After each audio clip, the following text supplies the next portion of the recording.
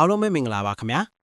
ဘာပဲကြည့်ကြည့် channel subscribe လို့ဘေးနားခေါင်းလောင်းလေးနှိပ်ထားပြီးတော့ VPN လေးဖွင့်ပြီးကြည့်ပေးကြဖို့မြတ်ထားရခန့်လိုက်တာကတော့မောင်ဖိုးတုတ်ပဲဖြစ်ပါနဲ့အပိုင်းနှစ်ရဲ့ရစမှာကတော့ရန်ကုန်မြို့ရဲ့ပန်းဆိုးတန်းလမ်းမပေါ်ကိုမြင်းနှာခေါင်းဆွဲဒေါက်ကတ်ရထားကြီးတစ်စီးတီငိန်စွာဆက်ရောက်လာပါတယ်အဲ့ဒီရထားပေါ်မှာပါလာသူကတော့ရန်ကုန်မြို့ထူးစရိုက်လောကရဲ့ဘရင်လို့တင်စားကြတဲ့ Matt Steel Camera သူဟာစီဝိုင်းရဲ့လောကမှာလည်းအောင်မြင်သူဖြစ်တယ်လို့တစ်ဖက်မှာလည်းအာနာရှိတဲ့လူမိုက်ကိုင်းတွေကိုနောက်ွယ်ကနေကြိုးကိုကြိုက်ထားသူဟာအခုသူပန်းဆိုးတန်းကဒေါက်တာချန်ဒရာစင်းရဲ့ဆေးခန်းကိုအလောတကြီးရောက်လာရတာကတော့သူ့ရဲ့လက်ယုံတဆူဖြစ်တဲ့မာမုတရအတိုက်ခိုက်ခံရလို့ပါမယ်မာမုဟာမနက်ပိုင်းမှာမယားငယ်အင်ကအပြန်ဒလာဟူစီလန်းနဲ့ပန်းဆိုးတန်းလမ်းတောင်မှာလူငယ်နှစ်ယောက်ရဲ့ဝိုင်းဝန်းထွန်းနှမှုကိုခံခဲ့ရပါတယ်အဲ့ဒီလူငယ်တွေကမာမုကိုတေးလောက်အောင်ရိုက်နှက်ခဲ့ကြတာပါစီးခန်းကိုရောက်လာတဲ့မတ်စတီခန်းကဒဏ်ရာပြင်းထန်လာတဲ့မာမုတ်ကိုကြည့်ပြီးဒေါသထွက်နေပါတယ်။မာမုတ်က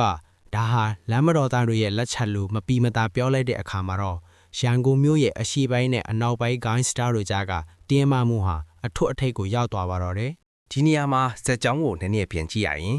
ရန်ကုန်မြို့ရဲ့ဒုစရိုက်လောက်ကမှာအရှိပိုင်းကိုမဟိန်နာဂိုင်းနဲ့နောက်ပိုင်းမှာပေါ်လာတဲ့မန်စာဂိုင်းတို့ကအစိုးမိုးထားပါတယ်။မကြီးကန်းဟာဒီဂိုင်းတွေကိုငွေအားလူအားနဲ့ကူညီပြီးသူ့ရဲ့အာဏာစက်ကိုတိဆောက်ထားတာပါဒါပေမဲ့ရန်ကုန်မြို့ရဲ့အနောက်ပိုင်းလမ်းမတော်ဘက်မှာတော့ဗမာလူငယ်တွေစူးစီးနေတဲ့ဂိုင်းတွေရှိနေပါတယ်အထူးသဖြင့်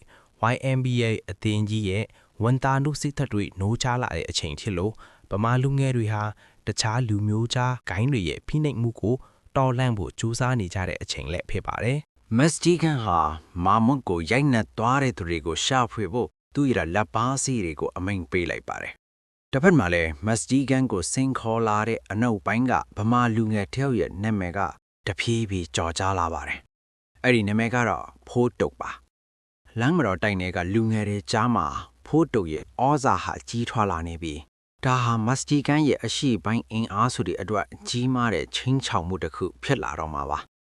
အင်အားကြီးဒုစရိုက်မင်းသားကြီးမတ်စတီကန်နဲ့မြို့ချစ်စိတ်ဓာတ်နိုးချားနေတဲ့လမ်းမတော်ကလူငယ်တွေကြားဘလို့ထိတ်တိုက်တွေ့ကြမလဲဆိုတာကတော့ကဲဒီနေ့ recap လေးကတော့ဒီတော့ပါပဲဒီလိုမျိုးမြမသမိုင်းနောက်ခံဇလန်းကောင်းတွေကိုကြိုင်းနေတတ်တယ်ဆိုရင်ကျွန်တော်တို့ channel ကို like နဲ့ subscribe လုပ်ထားဖို့မမေ့သေးအောင်နော်နောက်ထပ်အပိုင်းတွေကိုလည်းဆက်လက်တင်ဆက်ပေးသွားမှာမို့စမျှော်ကြည့်ရှုပေးကြပါအောင်အားလုံးကိုကျေးဇူးတင်ပါတယ်